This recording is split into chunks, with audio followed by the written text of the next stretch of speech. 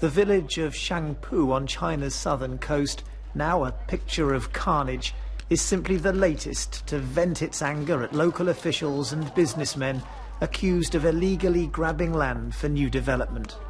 As the annual parliamentary gathering, the National People's Congress, convenes in Beijing, these scenes are a reminder of the simmering social conflict in China's vast countryside, with an estimated 3 to 4 million farmers dispossessed of their land every year. The violence spilled out when a group of men arrived, intent apparently on forcing the locals into line. One man can be seen firing a handgun into the air. But the villagers fought back, chased them off, and are now manning their own checkpoints. They show me the fields, sold at a rock-bottom price without their consent, they say, by their unelected village chief. It is now earmarked for a new factory.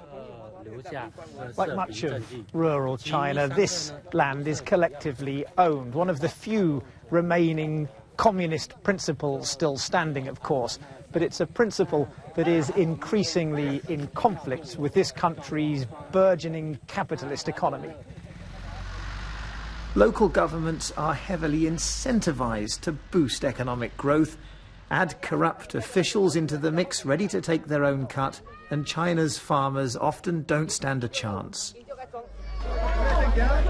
For now, the protests, though growing in number, remain disconnected, but they may one day present a wider challenge.